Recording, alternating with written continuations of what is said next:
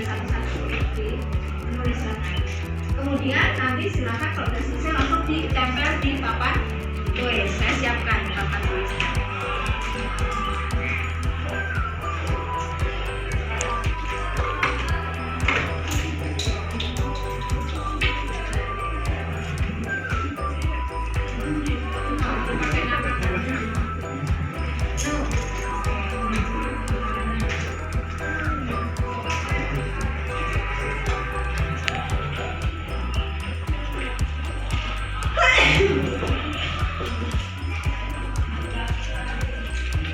Yang sudah silahkan ditempel.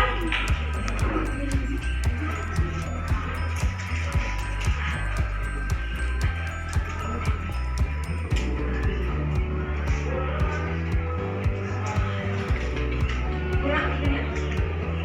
Kurang nggak?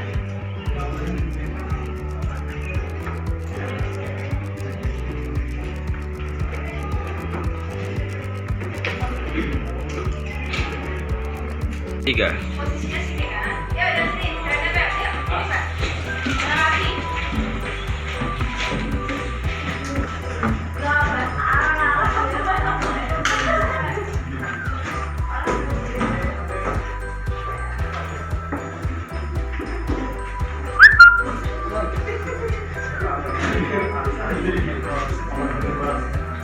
Yuk, bisa.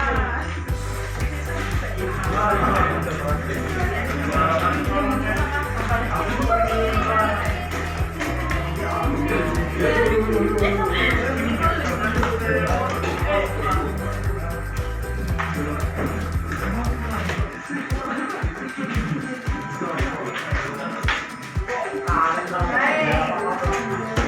Baik, kita mulai membaca. Tidak ada balik. Dilarang bicara kotor. Jangan memanggil teman dengan sebutan orang tua. Terus 2 kali seminggu membuat kerajinan barang bekas. Nanti ditanya. Jangan lebih mendekatkan diri pada Allah. Masya Allah. Kemudian sebaliknya satu paket sama ini ya. Sebaliknya antar teman, terus sedang sosmed dan lain-lain, buang sampah dipilah. Oke, baliknya dari saya terus dulu ya. Stop balik, stop bullying. Kemudian yang mendekatkan diri sama Allah, tapi jangan menghadap Allah ya. Satu, berarti mendekatkan diri atau ICT. ICT, informasi komunikasi teknologi dengan bijak, pintar. Gak oleh mutu panjangnya kayak ngomong. Tidak saling bully, sama, pintar sekali. Kemudian saya ingin siswa yang bertanggung jawab. Bertanggung jawab pada kebersihan. Nah, nih, ternyata kelas 9 kotor. Semua orang saling menghargai dan menghormati. 6, saling menghormati. Kemudian ada saya menginginkan kelas ini bersih. Sudah. Saya ingin kelas ini ke depan menjadi lebih bersih dan dilarang menyembunyikan HP di kelas. Oke. 7, dilarang menggelapkan ya, gelapkan HP. Kan dulu main bola kok di Jawa. Ya, main bola di 8 besar itu loh. Baik, sudah. Baik, dari sini setelah itu kita akan membuat kalimat positif dalam bentuk peraturan. Oke, yang pertama apa itu? Yang kedua,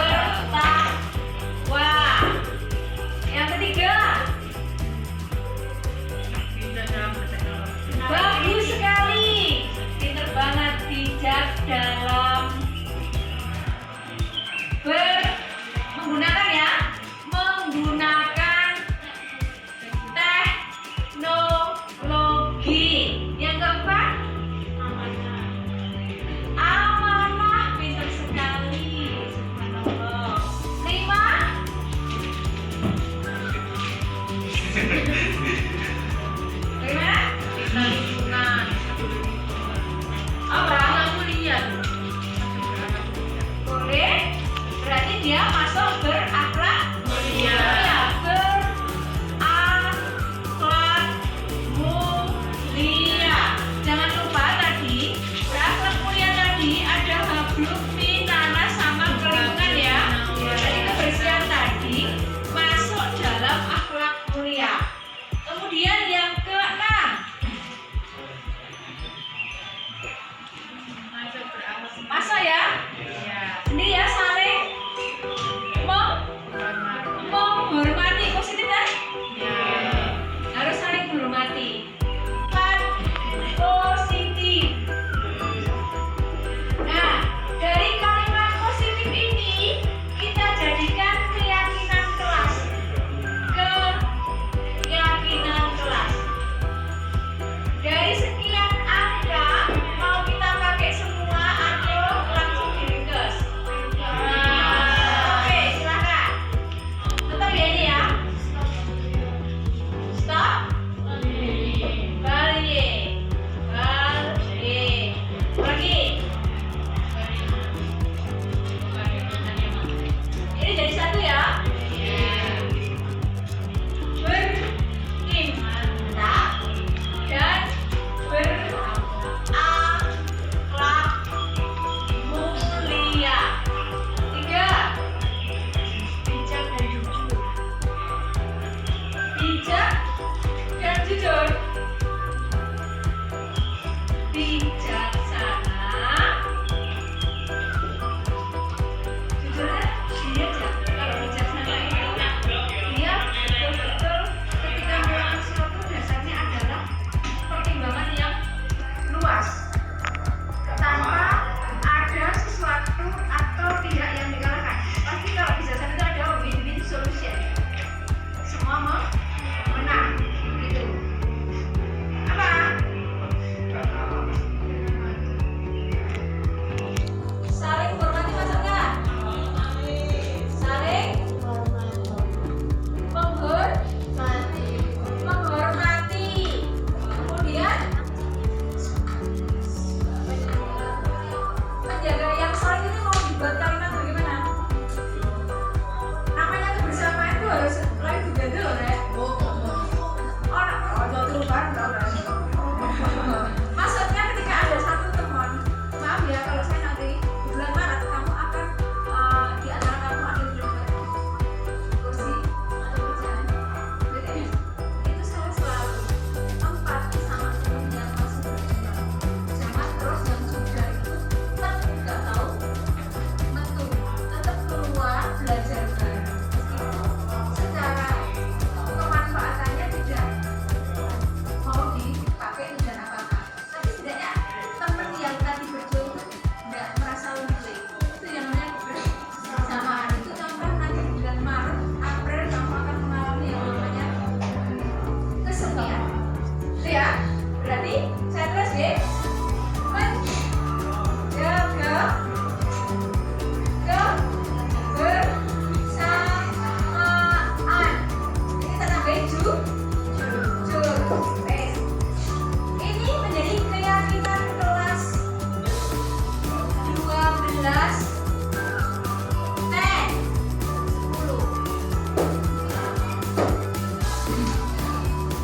Bagaimana?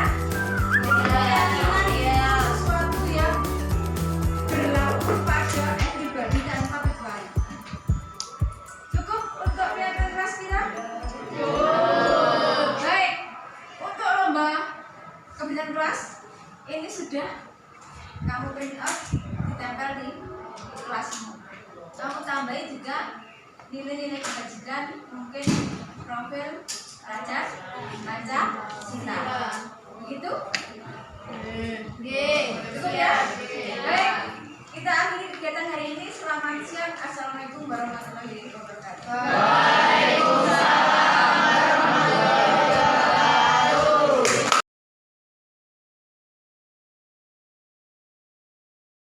Hormati. Untuk rekap bagaimana Ibu? Sudah mulai?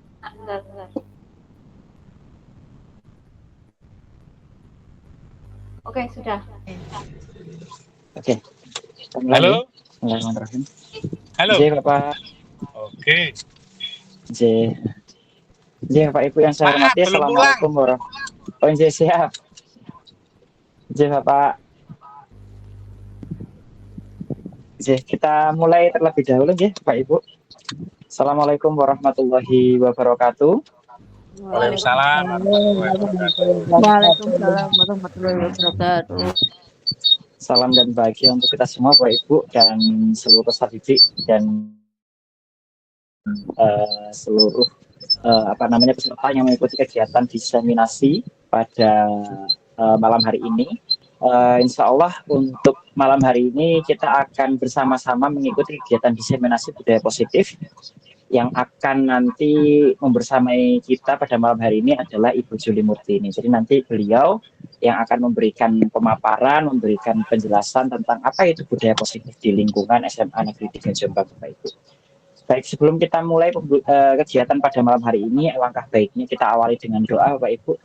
Marilah kita berdoa menurut agama dan kepercayaan masing-masing agar kegiatan pada malam hari ini diberikan berkah dan bermanfaat untuk kita semua.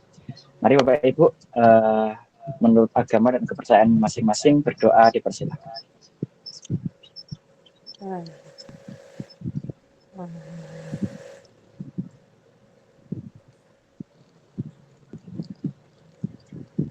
Berdoa selesai. Oke, Bapak Ibu, jadi sekali lagi saya sampaikan bahwasanya untuk malam ini kita akan mengikuti kegiatan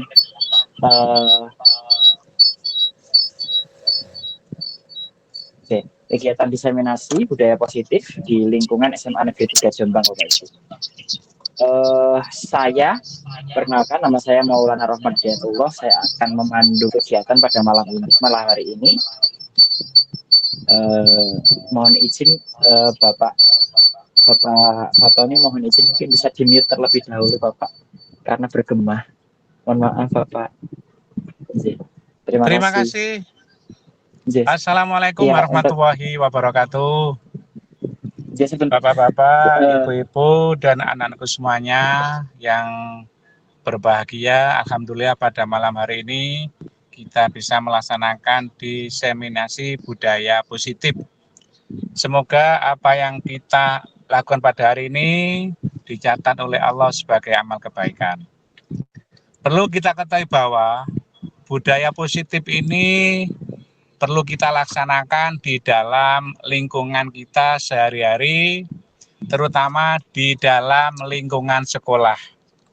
Bagaimana cara menciptakan budaya positif? Dengan berbudaya positif ini, semoga anak-anakku semuanya dan peserta semuanya ini bisa mendarah daging di dalam diri pribadi semuanya untuk menciptakan lingkungan yang sehat, lingkungan yang positif, yang pada akhirnya tidak usah diminta, tidak usah disuruh, ya, dengan rasa naluri, maka bisa membudaya kepada diri kita untuk bekerja, berperilaku positif di dalam lingkungan sekolah. Oleh karena itu, budaya positif ini perlu kita coba, perlu kita laksanakan, perlu kita budayakan, sehingga nanti SMA Negeri 3 akan dapat menciptakan suatu lingkungan yang positif, lingkungan belajar yang baik untuk semua warga sekolah. Oleh karena itu, marilah kita semuanya mendukung kegiatan budaya positif ini demi alma mater, demi lembaga SMA Negeri 3 Jombang ke depan. Sementara itu yang bisa kami sampaikan, kurang lebihnya saya maaf, saya Sayyidina Shiratal Mustaqim. Wassalamualaikum warahmatullahi wabarakatuh. Waalaikumsalam warahmatullahi wabarakatuh. Baik, terima kasih banyak Bapak Zainal Fatoni yang telah membuka kegiatan diseminasi budaya positif pada malam hari ini. Sebelum kita lanjutkan kegiatan, mohon izin mungkin untuk seluruh peserta, sebelum kita mulai nanti mic-nya bisa di-mute terlebih dahulu ya. Jadi nanti agar kegiatan bisa berjalan dengan lancar, tidak ada kendala apapun begitu. Amin. Jadi ya, sekali lagi izinkan saya memperkenalkan diri. Nama saya Maulana Rohman Diatullah.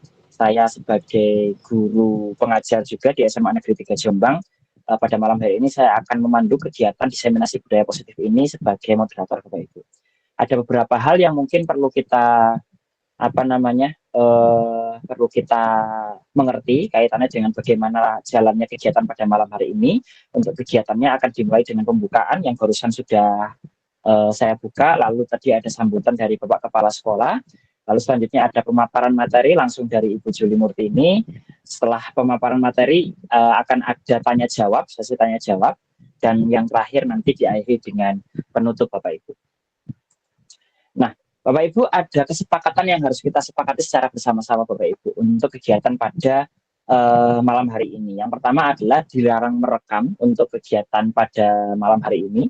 Jadi tidak diperkenankan untuk merekam dalam bentuk apapun. Lalu mohon untuk bisa memute mic-nya agar nanti dalam pemaparannya tidak terjadi gangguan suara atau suara yang saling berbenturan begitu. Jadi silahkan membuka mute ketika nanti Bapak Ibu ingin mengajukan pertanyaan. Nah, ketika mengajukan pertanyaan, silahkan gunakan tombol raise hand yang ada di layar Bapak Ibu masing-masing atau adik-adik semua. Selanjutnya, mohon untuk bisa saling menghargai pendapat, baik itu pendapat yang menyampaikan pertanyaan dan sebagainya. Kita akan berusaha untuk saling menghormati pendapat orang lain, dan apabila mungkin terdapat gangguan dalam mic-nya ketika mau bertanya, monggo bisa pertanyaan disampaikan di kolom komentar.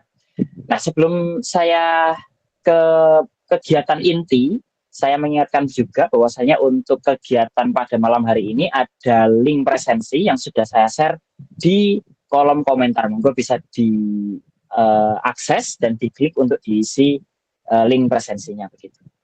Baik Bapak Ibu, kita langsung saja menuju kegiatan inti, yaitu pemaparan kaitannya dengan tentang budaya positif. Barangkali mungkin Bapak Ibu dan seluruh peserta yang lain juga bertanya-tanya, apa sih budaya positif? Terus apa kaitannya dengan lingkungan di SMA Negeri 3 Jombang? Apa sih manfaatnya dan sebagainya? Nanti akan dipaparkan secara jelas oleh Ibu Murtini. Untuk waktu dan tepat, saya persilahkan. Monggo Ibu Juli.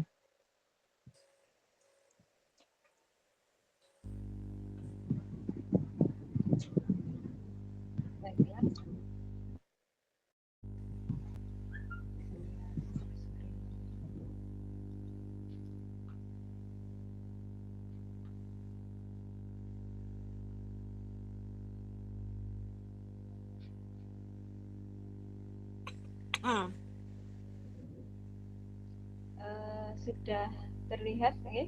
Untuk Sudah terlihat Ibu. Baiklah.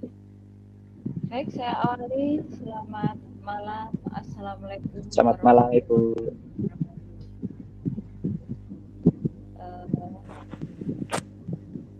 Izinkan saya perkenalkan diri. Saya Juli Murtini, guru dari SMA Negeri 3 Jombang. Pada malam ini akan menyampaikan diseminasi budaya positif di SMA Negeri 3 Jombang. Salam dan bahagia. Assalamualaikum warahmatullahi wabarakatuh. Salam damai sejahtera. Om Swastiastu. Sebelumnya mohon maaf Ibu, mungkin mic-nya bisa didekatkan Ibu, karena suaranya kurang jelas begitu. Oke. Baik. Rahayu untuk semua di ruang virtual ini. Untuk malam ini atau diseminasi budaya positif ini ada satu kalimat pemantik, apakah kita sudah disiplin? Nah, kegiatan malam ini bertujuan untuk pengimbasan tentang materi budaya positif kepada seluruh sivitas akademika, juga untuk bersinergi dengan semua komponen untuk menciptakan budaya positif khususnya di lingkungan SMA 3 Jombang. Sebelum saya lanjutkan, saya ucapkan terima kasih atas atensi dan kehadiran Bapak Ibu. Yang pertama Bapak Kepala Sekolah, yang kedua Bapak Wakil Kepala Sekolah, kemudian Bapak Ibu Wali Kelas, Bapak Ibu Guru, juga Bapak Ibu Guru dari Komunitas Belajar MGMP Kabupaten Jombang, juga teman-teman para peserta pendidikan guru penggerak Angkatan 11 kelas 33A, juga yang saya sayangi para siswa pada acara kali ini. Baiklah, budaya positif merupakan nilai atau keyakinan dan kebiasaan yang berpihak pada peserta didik untuk menjadikan dirinya sebagai pribadi yang kritis, penuh hormat, dan bertanggung jawab. Pada sesi kali ini akan dibahas masalah paradigma atau perubahan paradigma belajar, disiplin positif, motivasi perilaku manusia, kebutuhan dasar, posisi kontrol restitusi, keyakinan kelas, dan segitiga restitusi. Baik, yang pertama, perubahan paradigma belajar. Bahwa pendidikan hendaknya mengubah paradigma teaching atau mengajar menjadi learning atau belajar. Dengan perubahan ini, proses pendidikan menjadi proses bagaimana belajar bersama antara guru dan peserta didik. Belajar berpikir, belajar berbuat atau hidup, belajar hidup bersama, dan belajar menjadi diri sendiri. Disiplin positif dan nilai kebajikan. Di sini perubahan paradigma dari stimulus respon maupun teori kontrol. Apakah kita bisa mengontrol seseorang? Di sini ada stimulus seperti kita mencoba mengubah orang agar berpandangan sama dengan kita. Dalam teori kontrol, kita berusaha memahami pandangan orang lain. Kemudian, perilaku buruk dilihat sebagai suatu kesalahan. Pada teori kontrol, semua perilaku memiliki tujuan. Orang lain bisa mengontrol saya. Pada teori kontrol, hanya Anda yang bisa mengontrol diri Anda. Kemudian, saya bisa mengontrol orang lain.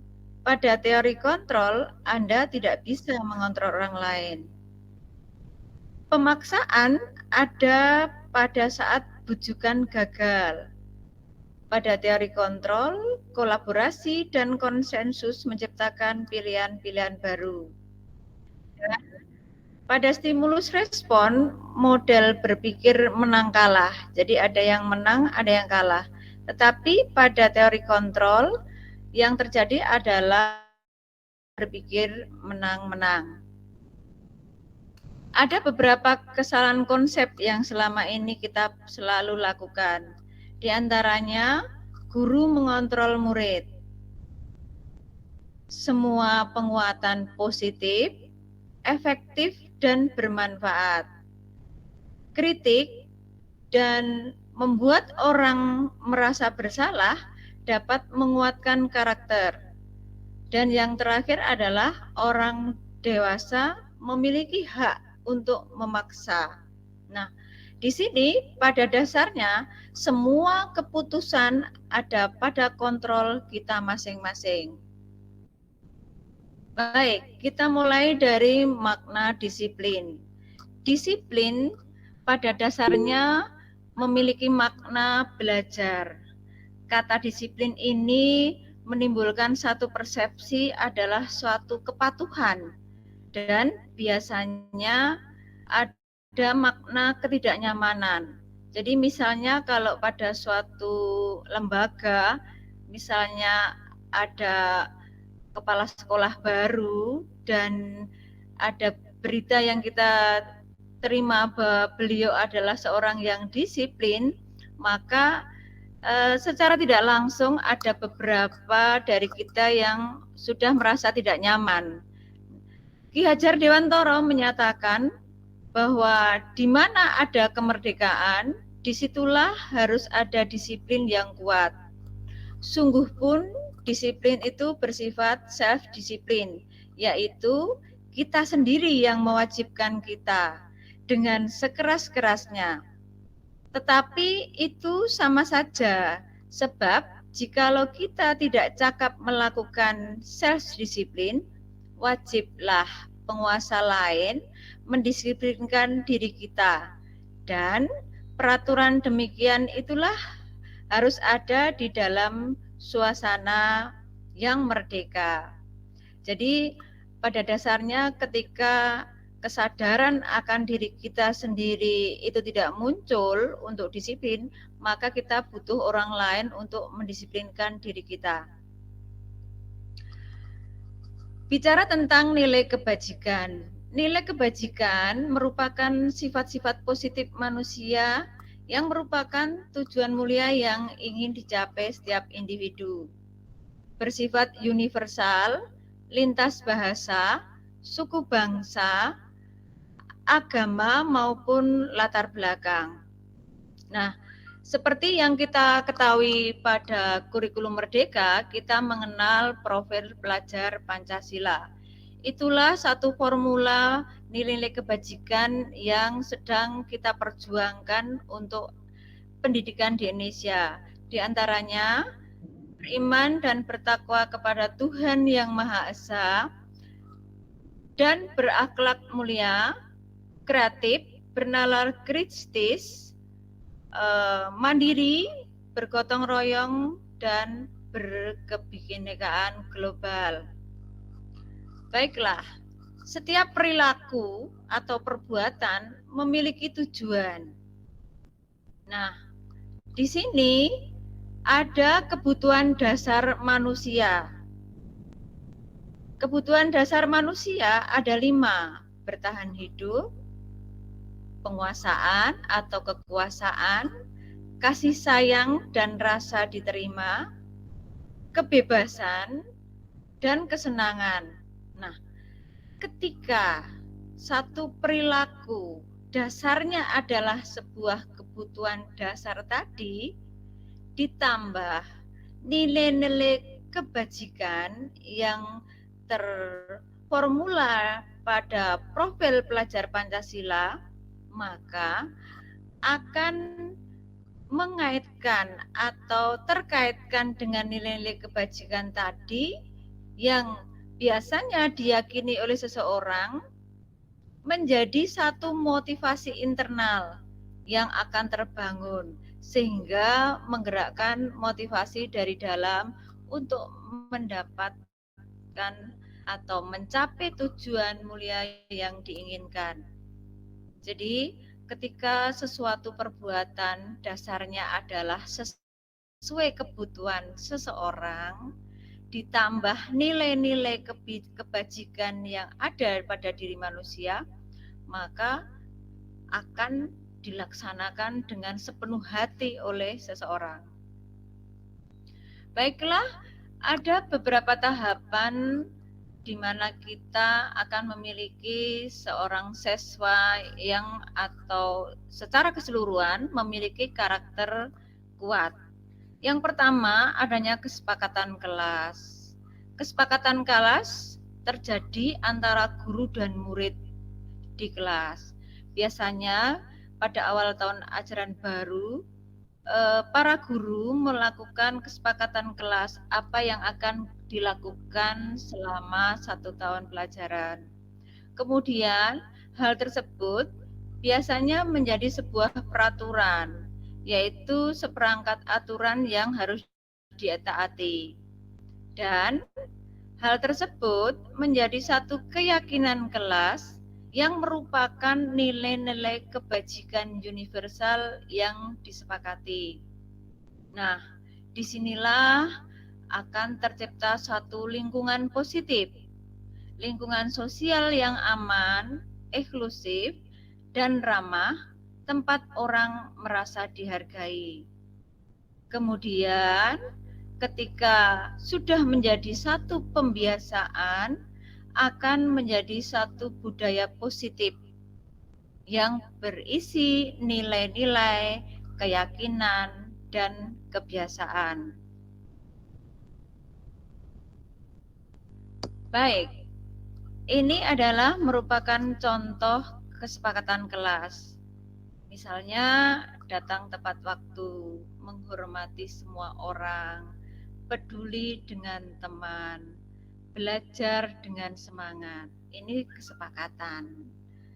Kemudian ada peraturan dan nilai kebajikan atau yang menjadi keyakinan. Salah satu contohnya, dilarang mengganggu orang lain, itu peraturan. Pada nilai kebajikan menjadi menghormati orang lain dan diri sendiri.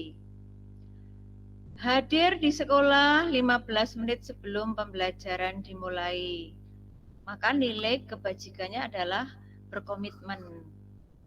Gunakan masker, itu peraturan.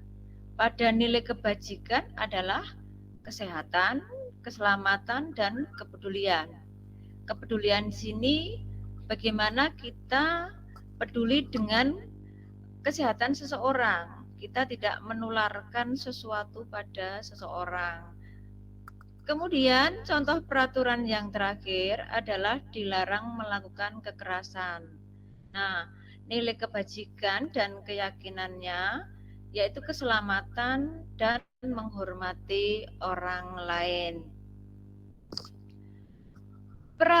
Perilaku siswa, misalnya di sini memukul teman yang menghina. Di sini ternyata dasarnya adalah kebutuhan atau kekuasaan atau kebutuhan akan kekuasaan. Kemudian menyebarkan gosip tentang teman sekelas, ini biasanya untuk kebutuhan cinta kasih. Jadi ketika dia menggosipkan kejelekan seorang, harapannya ada orang yang peduli sama dia atau senang dengan dia. Kemudian menjatuhkan teman saat teman sedang berjalan di lorong sekolah. Nah, ini biasanya untuk anak-anak menjadi kebutuhan yang sifatnya kesenangan, jadi bercanda. Kemudian mengganggu di kelas. Nah, ini biasanya anak-anak yang butuh kebebasan. Dia tidak suka pada hal-hal yang sifatnya normatif. Selanjutnya, kita akan bicara tentang posisi kontrol. Selama ini, ketika seorang siswa melakukan tindakan yang menyimpang, ada tindakan dari Bapak Ibu guru yang bisa diidentifikasi dengan 5 posisi. Yang pertama yaitu penghukum. Nah, guru yang tipikal penghukum ini biasanya menggunakan hukuman fisik maupun verbal. Yang kedua, posisi kontrol membuat merasa bersalah. Ini menggunakan keheningan yang membuat orang lain merasa tidak nyaman, bersalah, atau rendah diri. Kemudian, posisi kontrol sebagai teman, guru pada posisi ini tidak akan menyakiti siswa, namun akan tetap berupaya mengontrol murid melalui persuasif atau pendekatan. Kemudian posisi kontrol yang keempat yaitu sebagai pemantau. Di sini segala sesuatu yang dilakukan berdasarkan peraturan-peraturan dan konsekuensi yang ada pada satu lembaga tersebut. Dan yang terakhir, untuk posisi manajer, guru berbuat sesuatu bersama dengan murid mempersilahkan murid mempertanggungjawabkan perilakunya, mendukung murid agar dapat menemukan solusi atas permasalahannya sendiri. Baiklah, ini contoh untuk hal-hal yang biasa dilakukan yang menunjukkan pada posisi kontrol mana. Yang pertama, misal, saya kecewa sekali dengan kamu. Nah, ini merupakan posisi kontrol pembuat orang merasa bersalah. Kemudian yang kedua, kamu tidak pernah benar melakukannya. Nah, itu adalah posisi kontrol penghukum. Kemudian yang ketiga, ayolah lakukan demi Bapak atau Ibu. Ini merupakan contoh posisi kontrol teman. Yang keempat, apakah kamu mau mendapat stiker bintang hari ini? Nah, ini biasanya posisi kontrol pemantau. Biasanya seorang siswa yang memiliki satu prestasi pasti ada reward atau penghargaan. Kemudian yang nomor 5, bagaimana kamu bisa menyelesaikan masalah ini? Ini adalah posisi manajer. Dan yang terakhir, contoh, kamu selalu yang paling terakhir. Ini adalah posisi kontrol penghukum. Baiklah, di sini ada satu motivasi baik intrinsik maupun ekstrinsik di mana akan menunjukkan manakah segala treatment atau perlakuan pada siswa yang akan lebih berhasil. Yang pertama sebagai penghukum.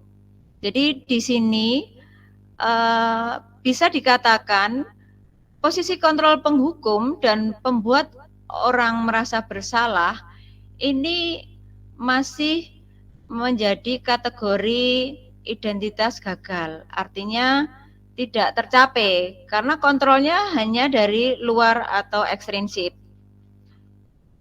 Contoh, untuk posisi kontrol penghukum, guru berbuat biasanya menghardik, menunjuk-nunjuk, menyakiti, dan menyindir. Nah, kadang guru berkata gini, kalau kamu tidak melakukannya, awas ya, rasakan. Nah, seperti itu biasanya ciri posisi kontrol menghukum. Nah, dari sini hasilnya biasanya siswa memberontak, menyalahkan orang lain, dan kadang berbohong. Kaitannya dengan dunia berkualitas, murid meletakkan guru di luar dunia berkualitas. Dan murid akan berkata, biarkan saja, nanti juga marah-marah lagi. Nah, dampaknya murid akan mengulangi kesalahan ini. Untuk yang posisi kontrol pembuat orang merasa bersalah. Contoh, guru berceramah dan mengatakan, seharusnya ibu kecewa. Nah, di sini guru berkata, seharusnya kamu sudah tahu, ibu lelah sekali. Mengatakannya, ibu stres. Nah, di sini hasilnya anak menjadi menyembunyikan, menyangkal, dan berbohong. Nah, di sini anak akhirnya meletakkan guru di dalam dunia berkualitas. Jadi dia sudah lebih berhasil daripada posisi kontrol penghukum tadi. Dan murid berkata, maafkan saya Pak. Di sini dampaknya biasanya murid menjadi rendah diri. Nah, dari dua posisi kontrol tersebut, ini yang terjadi adalah siswa berusaha menghindari hukuman. Jadi dia selalu bagaimana menghindari satu hukuman yang akan dia terima. Untuk berikutnya, bagaimana kita memberi perlakuan di mana identitas berhasil atau sukses, tetapi masih dalam bentuk kontrol ekstrinsik. Nah, di sini biasanya motivasi anak dia mengharapkan imbalan, reward, atau keuntungan pada seseorang. Nah, contohnya untuk posisi kontrol teman, guru membuatkan alasan-alasan untuk muridnya. Jadi ini cenderung gurunya sekilas melindungi siswa. Kemudian kadang guru berkata begini, ayolah lakukan demi ibu, masa kamu tidak mau? Ingat, tidak, ibu pernah bantu bla bla bla bla.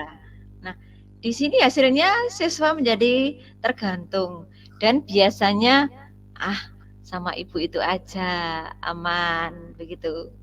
Nah, kaitannya dengan dunia berkualitas, murid meletakkan guru sebagai orang yang sangat penting di dunia berkualitas. Jadi dia lebih cenderung memilih ke guru tersebut. Nah, kadang murid berkata, saya pikir Bapak teman saya, ternyata Bapak begitu juga. Nah, dampaknya pada murid jadi lemah, tidak mandiri dan tergantung. Dia merasa di sekolah ada yang melindungi. Kemudian untuk kontrol pemantau, guru berbuat misalnya menghitung atau mengukur segala sesuatu penyimpangan yang dilakukan siswa tadi. Misalnya beliau berkata, apa peraturannya? Nah, hasilnya hanya siswa menyesuaikan diri bila diawasi. Kalau tidak ya bablas begitu. Nah, untuk kaitannya dengan dunia berkualitas, murid meletakkan guru, peraturan dan hukum di dunia berkualitas. Ini sudah bisa dikatakan berhasil, tapi belum 100%. Murid berkata, berapa banyak bintang yang saya harus peroleh? Berapa halaman yang harus saya tulis? Jadi segala sesuatunya berdasarkan kesepakatan atau yang sudah tertulis dalam aturan. Dampaknya untuk siswa, dia menitik beratkan pada konsekuensi atau hadiah untuk dirinya. Jadi di sini misalnya anak pinter, maka tujuannya dia hanya untuk mendapat juara. Nah, di posisi manajer, inilah terbentuk satu identitas siswa yang sukses karena kontrol dirinya adalah secara intrinsik. Dia menghargai dirinya sendiri. Sebagai contoh, guru berbuat mengajukan pertanyaan-pertanyaan. Apa yang kita yakini? Apa yang bisa kau kerjakan untuk memperbaiki masalah ini? Nah, di sini hasilnya siswa menjadi merasa lebih kuat. Secara pribadi dia memiliki satu kekuatan. Kaitannya dengan dunia berkualitas, murid meletakkan dirinya sebagai individu yang positif dalam dunia berkualitas. Jadi siswa merasa percaya diri, dihargai, seperti itu. Murid berkata, bagaimana caranya saya bisa memperbaiki keadaan? Nah, dia selalu bertanya pada dirinya sendiri. Kemudian dampaknya jelas, siswa selalu mengevaluasi dirinya bagaimana cara memperbaiki diri. Baik, kita masuk teori motivasi, hukuman dan penghargaan serta restitusi. Seseorang berperilaku itu memiliki 3 motivasi. Yang pertama biasanya menghindari ketidaknyamanan atau hukuman. Yang kedua untuk mendapatkan imbalan atau penghargaan. Jadi misalnya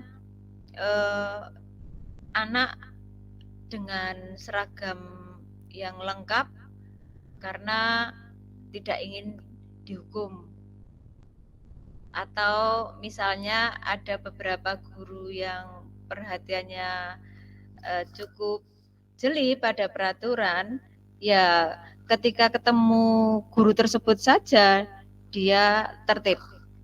Ketika pada situasi yang sedikit lengah, dia ya menjadi seperti seenaknya sendiri. Kemudian motivasi untuk mendapatkan imbalan atau penghargaan, misalnya dia belajar keras atau rajin karena ingin dapat nilai tinggi. Nah, di sini semua motivasinya bersifat ekstrinsik atau eksternal.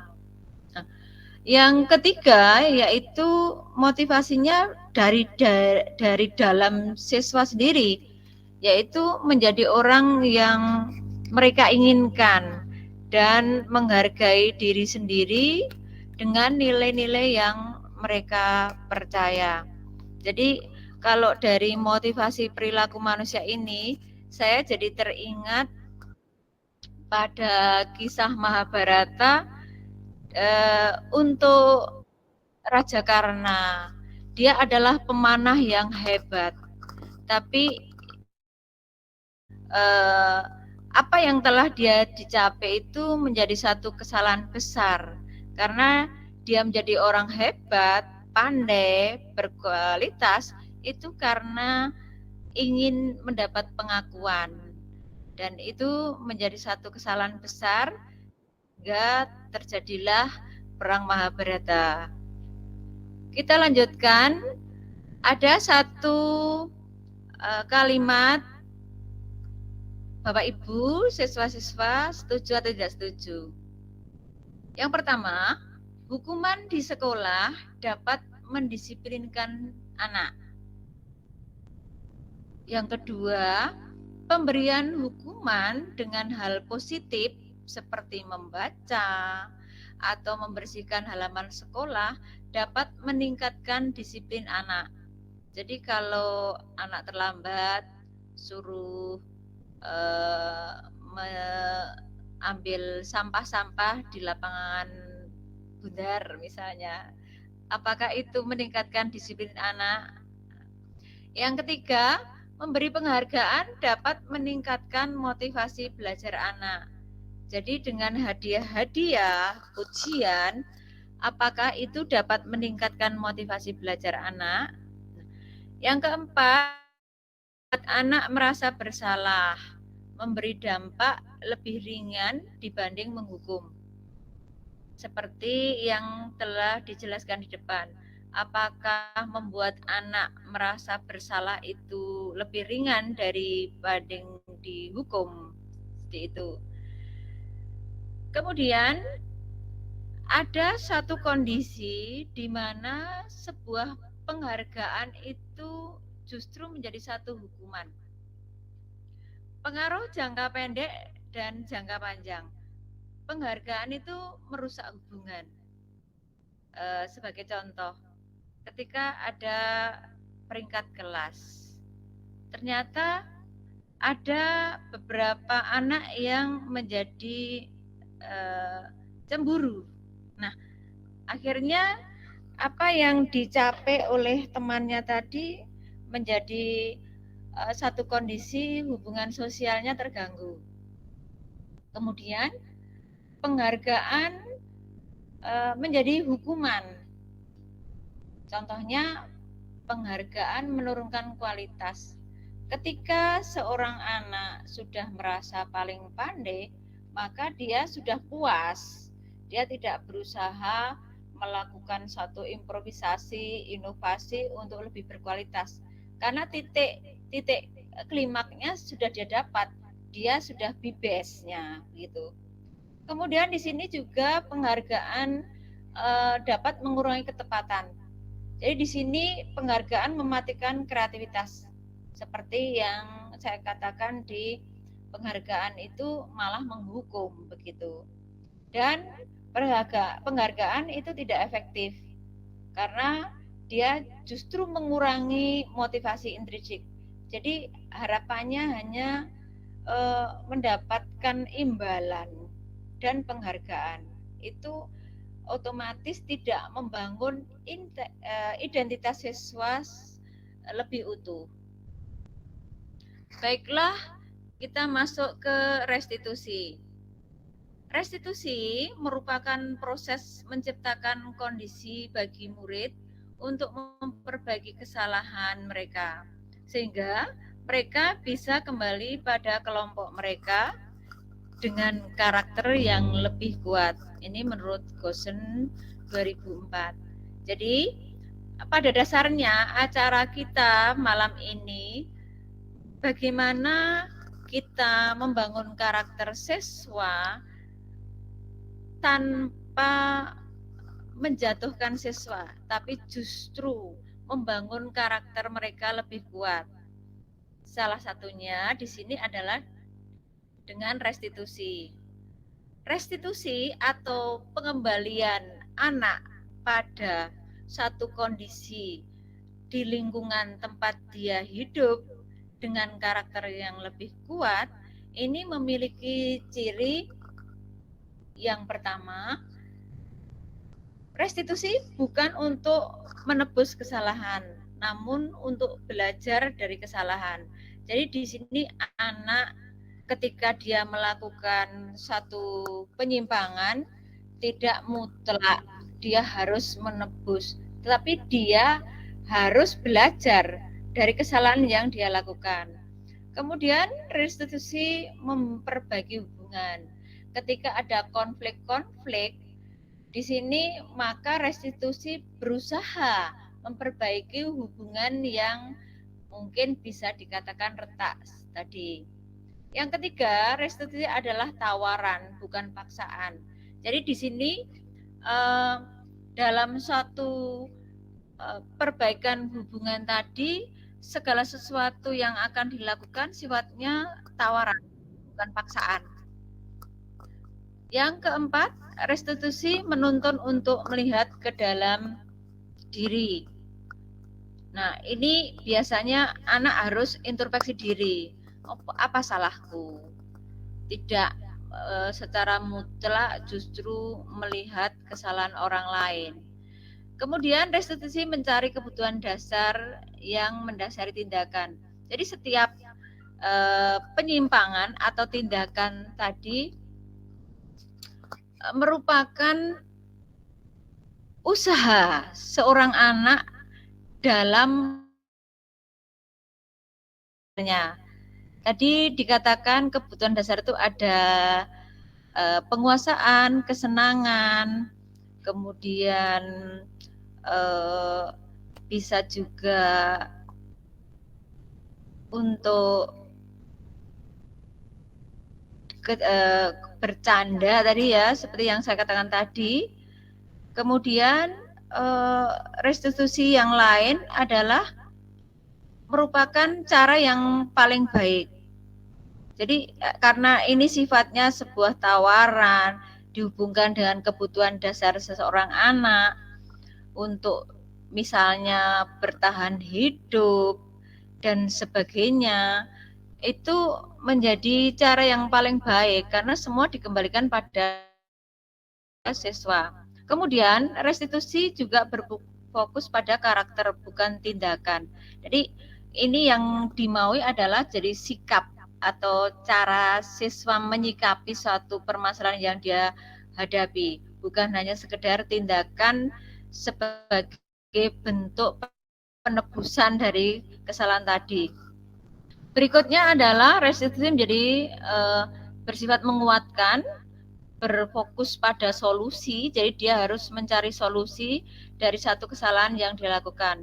Kemudian yang terakhir, restitusi mengembalikan siswa yang berbuat salah pada kelompoknya. Baiklah, kita akan melihat perbandingan antara bagaimana satu usaha itu untuk mengembalikan identitas siswa itu gagal. Di sini ada antara hukuman, konsekuensi, dan restitusi. Kalau hukuman di sini sesuatu yang biasanya menyakitkan, udah telat masih disuruh membersihkan toilet, misalnya seperti itu. Kemudian menimbulkan ketidaknyamanan pada anak pada jangka panjang. Dan korban biasanya mendapatkan keadilan. Jadi di sini misalnya ada anak ada konflik, ada tersangka, ada korban. Di sini pada hukuman korban biasanya dia merasa menang karena merasa dibela. Nah, murid yang menjadi tersangka akan menjadi tersakiti meskipun pada awalnya dia menang. Kemudian perilakunya cenderung pasif agresif meningkat. Jadi dia cenderung malah marah begitu. Sistem juga tidak akan berjalan bila murid tidak takut. Jadi mohon maaf, kadang kita menemukan siswa-siswa yang betul-betul sudah tidak peduli. Nah, ini hukuman itu sudah tidak mempan. Nah, berikutnya untuk hukuman berlaku hanya pada sebuah institusi, tidak berlanjut pada kehidupan nyata. Jadi dia hanya patuh ketika di sekolah saja. Nah, selanjutnya peraturannya adalah kamu harus. Dan pada akhirnya biasanya murid justru akan membenci peraturan. Di sini berarti hukuman cenderung berdampak negatif. Untuk membangun identitas sukses pada siswa, yaitu dalam bentuk disiplin. Disiplin ini ada dua atau dibagi antara konsekuensi dan restitusi. Pada konsekuensi, sesuatu harus terjadi. Artinya apapun yang dilakukan siswa, dampaknya harus dilakukan. Nah, ini juga menimbulkan ketidaknyamanan, tetapi pada jangka pendek. Misalnya telat masuk kelas, maka dia pada jam istirahat tidak boleh istirahat. Dia harus menebus kekurangan jam yang dia tinggalkan pada awal pelajaran. Kemudian korban di sini biasanya diabaikan. Jadi pihak tersangka misalnya ada konflik, dia sudah diberi konsekuensi, akhirnya korban itu tidak direken atau ya tidak dibicarakan, apa dampak yang dia mau itu tidak pernah disentuh. Nah, murid atau anak dibuat tidak nyaman. Jadi konsekuensi ini pun juga menghasilkan satu kondisi di mana anak tidak nyaman. Nah, penguatan hanya bertahan dalam jangka pendek. Jadi konsekuensi ini akhirnya ya dijalankan, tapi biasanya jangka pendek. Di sini sekolah atau guru memerlukan monitoring dan supervisi terus-menerus dari guru. Kenapa? Karena anak kalau tidak dimonitor dia melanggar lagi, seperti itu. Nah, di sini bisa membantu penerapan mengikuti. Jadi konsekuensi ini akhirnya juga berpengaruh pada perilaku siswa di masyarakat. Apa peraturannya? Mampukah kamu melakukannya? Terima kasih, seperti itu. Jadi anak-anak ya bisa dikatakan 50% lah atau sampai 75% dapat nilai-nilai kebajikan. Kemudian di sini anak lebih cenderung menghormati peraturan. Jadi kalau ada peraturan ya dia jalankan, enggak ya bablas begitu saja. Nah, di sini untuk konsekuensi sifatnya netral atau bisa saya katakan 50% sampai 75%. Disiplin juga dapat dilakukan melalui restitusi.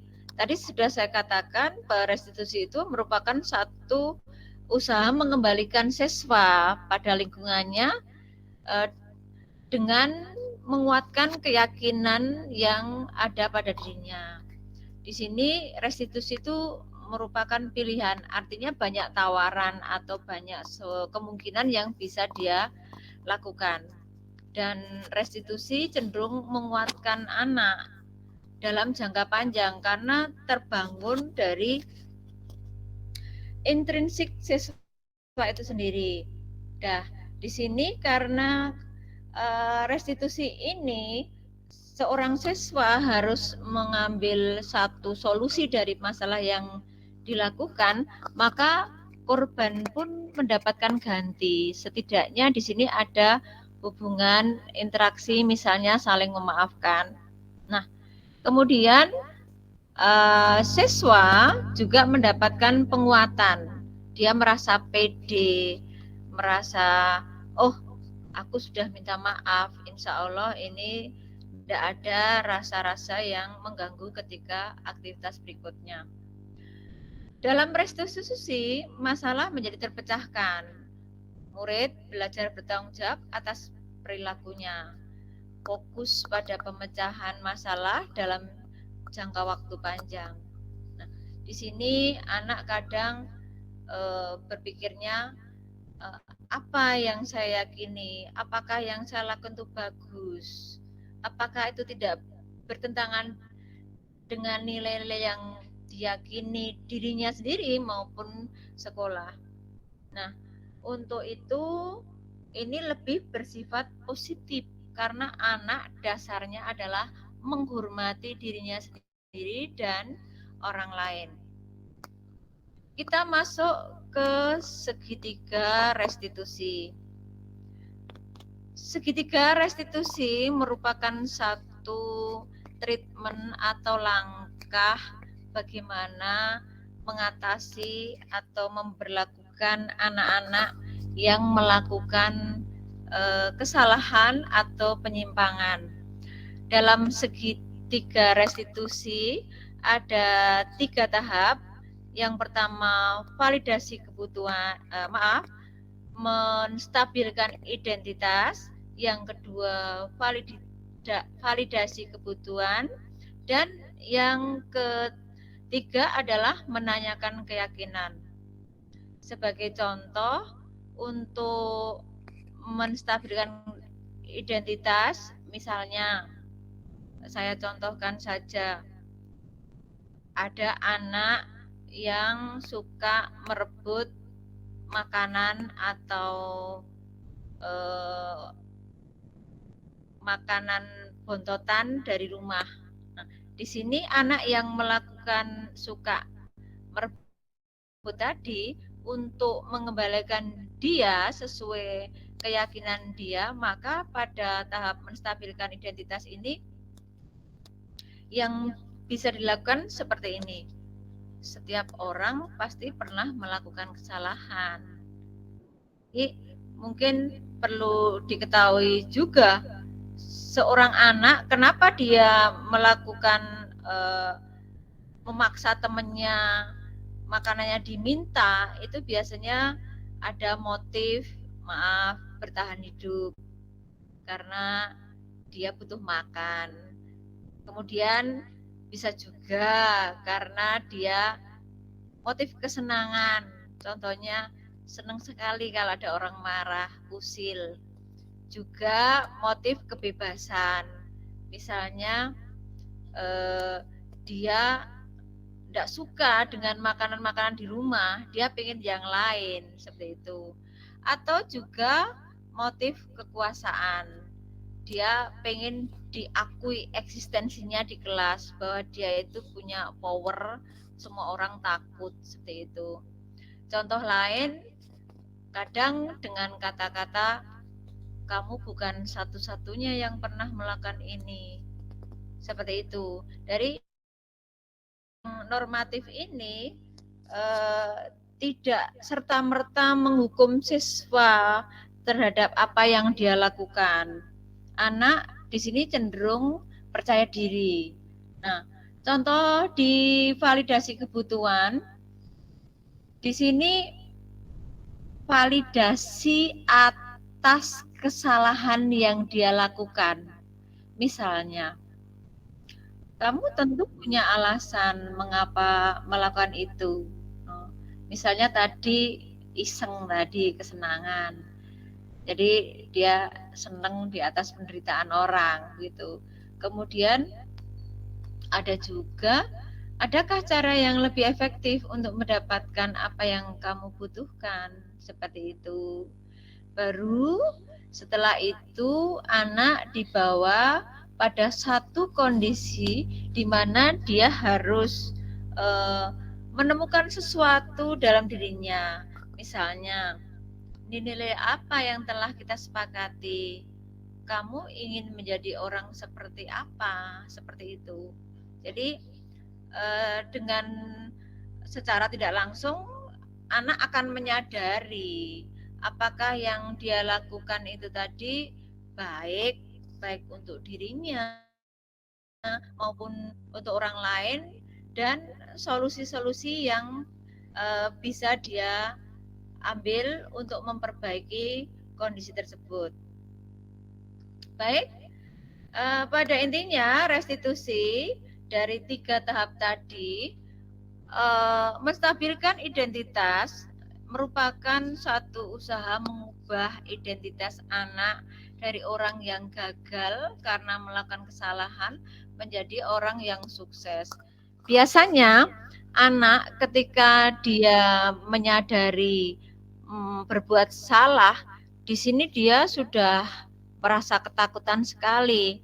Rasa takut itu bisa menimbulkan pada dirinya rasa bersalah, tetapi kadang juga cenderung menumbuhkan ego dia.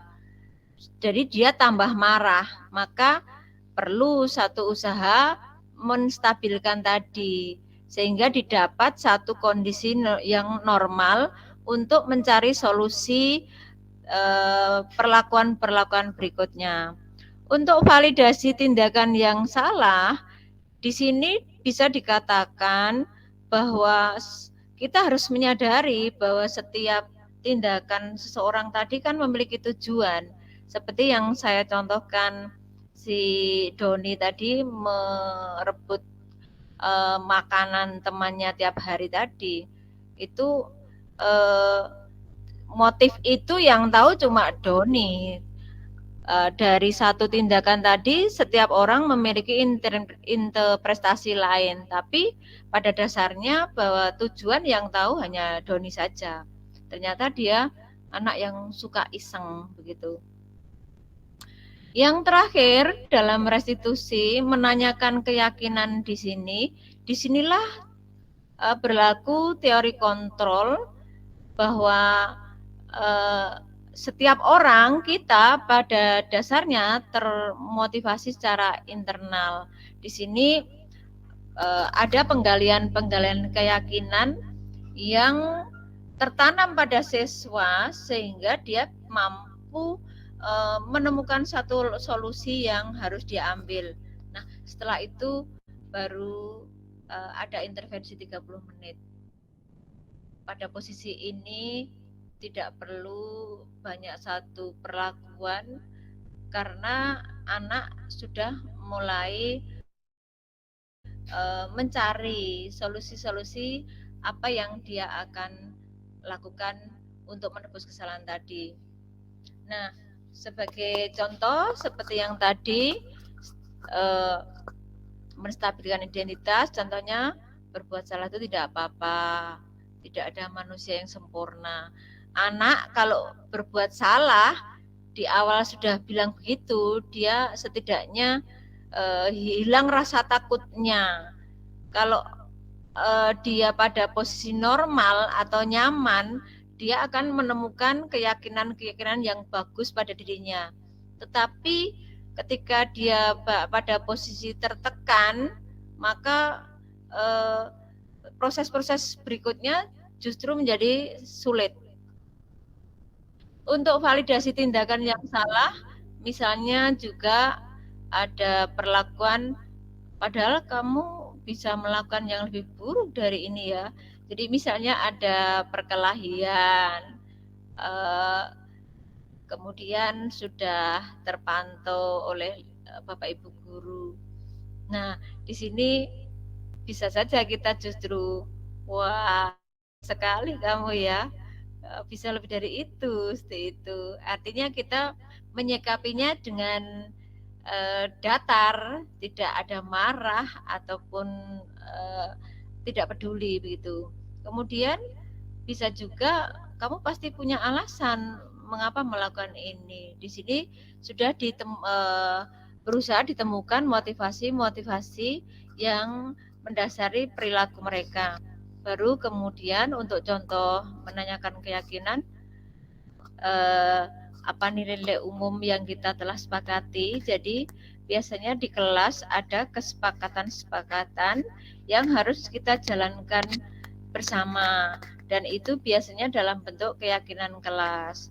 Dan yang terakhir adalah kamu mau jadi orang seperti apa. Nah, disinilah anak-anak akan menjadi pribadi dengan lebih memiliki kepercayaan diri untuk memecahkan segala permasalahannya. Demikian yang bisa saya sampaikan. Saya kembalikan kepada Bapak Pembawa acara, Bapak Maulana. Terima kasih.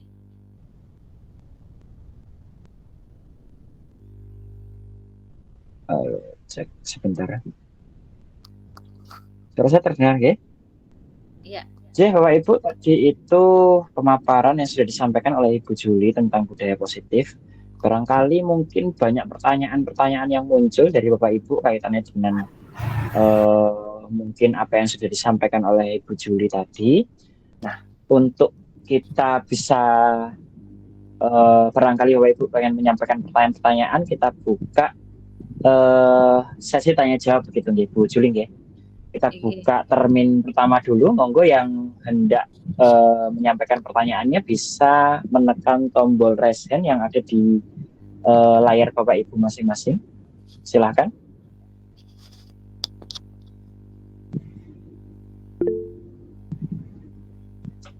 J. Ibu Siti Mariam. Monggo Ibu Siti Mariam bisa disampaikan untuk pertanyaannya. Ya, Assalamualaikum warahmatullahi wabarakatuh. Waalaikumsalam warahmatullahi wabarakatuh. Oke. Pertanyaan saya di sini, sepenting apakah penerapan budaya positif di lingkungan SMA Negeri 3 Jombang itu sendiri, gimana Ibu? Terima kasih. Oke. J. Monggo Bu Juli, mau kita ke pertanyaan selanjutnya atau dijawab terlebih dahulu? Baik. Mungkin langsung saja ya, langsung ke. Oke, J, silakan. Pertanyaan langsung kita tanggapi saja. Jadi untuk di SMA 3 Jombang, menurut pendapat saya sampai sejauh ini sudah bisa dikatakan membudaya. Bisa dilihat bahwa SMA 3 Jombang siswanya cenderung memiliki keteraturan. Permasalahan-permasalahan itu ada, tetapi mungkin bisa dikatakan sedikit persen seperti itu. Di sini anak-anak yang menempuh pendidikan di SMA 3 rata-rata memiliki kesadaran penuh atau dia punya tujuan di SMA 3 itu mau apa, harus bagaimana, seperti itu. Cuma memang perlu beri bentuk pembiasaan sehingga sifatnya lebih refresh seperti itu. Mungkin itu yang bisa saya sampaikan. Untuk begitu yang chat Ibu. ada Bapak Chandra.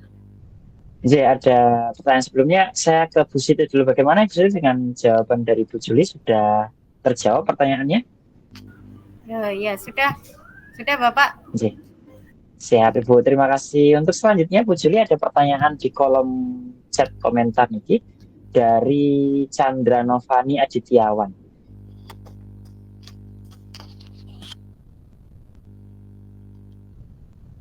Baik, Bapak Chandra, apakah budaya positif yang disampaikan oleh pemateri dapat diterapkan untuk pendidikan inklusi? Mohon penjelasan. Baiklah, restitusi atau kalau tadi budaya positif itu macam-macam ya Bapak Ibu ya. Ada nilai kebajikan, ada motivasi dan sebagainya tadi. Untuk di dunia pendidikan inklusi mungkin bisa diterapkan tapi tidak 100%. Jadi untuk yang restitusi mungkin tidak bisa dilaksanakan karena memang untuk pendidikan inklusi itu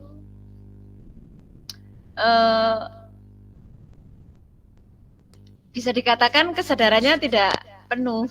Mungkin di SMA 3 juga pernah ada seorang anak dia mengakui itu salah, tapi dia bangga sekali.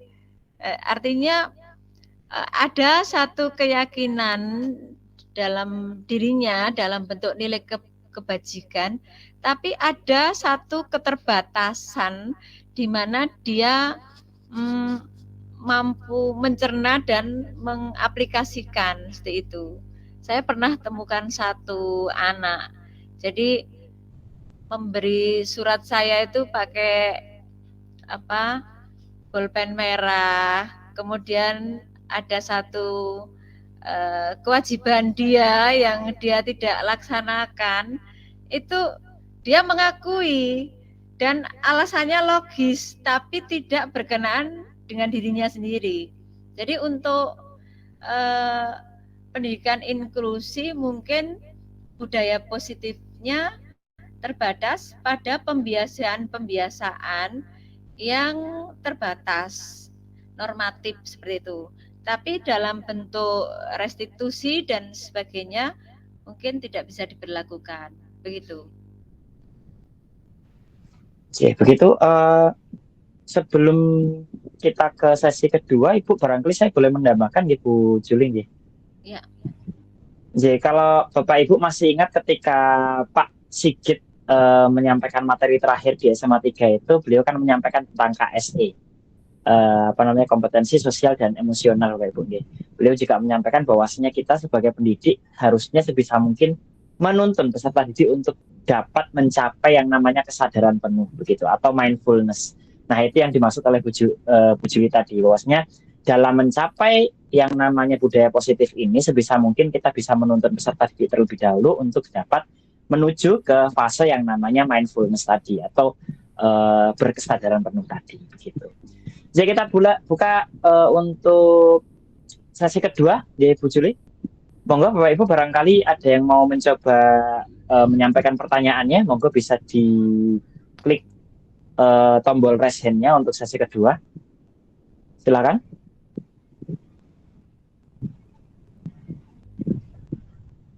Sepertinya tidak ada, atau kita cukupkan saja Bu Juli? Oke, monggo. Ya, kalau sudah tidak ada mungkin kita cukupkan saja. Barangkali kalau misalnya sudah tidak ada yang bertanya, berarti sudah mengerti semua ya Bapak Ibu, ya sudah jelas apa yang tadi yang sudah disampaikan oleh Bu Juli. Nah, sebelum kita tutup Ibu,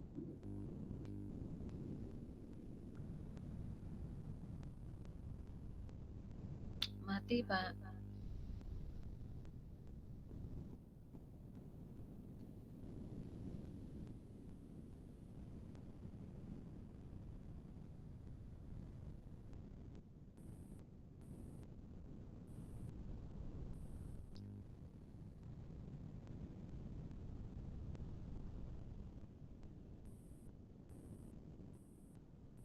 Halo, Pak Maulana.